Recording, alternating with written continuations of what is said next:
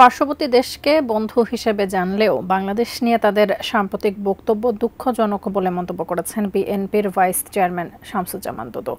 রোববার দুপুরে জাতীয় প্রেসক্লাবের সামনে বাংলাদেশ ইয়ুথ ফোরামের উদ্যোগে আয়োজিত প্রতিবাদ সভায় এসব কথা বলেন তিনি। শামসুজ্জামান দুদু ভারতকে উদ্দেশ্য করে বলেন, সাবেক প্রধানমন্ত্রী শেখ হাসিনাকে রক্ষা করে বাংলাদেশের গণতন্ত্রের সপক্ষে কাজ করা যাবে না। তিনি বলেন, শেখ হাসিনাকে বিচারের আওতায় আনা ছাড়া দেশে শান্তি আসবে না। সাম্প্রতিক সময়ে চাঁদাবাজি লুটপাটের ঘটনায় বিএনপিকে সম্পৃক্ত করার অপকৌশল রুখতে অভিযুক্ত ব্যক্তিকে পুলিশের হাতে তুলে দেওয়ার আহ্বান জানিয়েছেন তিনি।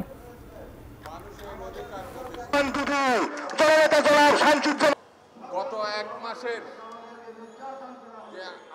বিএনপির নামে যদি কোনো অপকর্ম করার কেউ চেষ্টা করে এবং করতে পারে, অতীত সরকারের কেউ এখন বিএনপির নামে বিভিন্ন অপকর্ম করে বিএনপির কাছে দেওয়ার চেষ্টা করছে।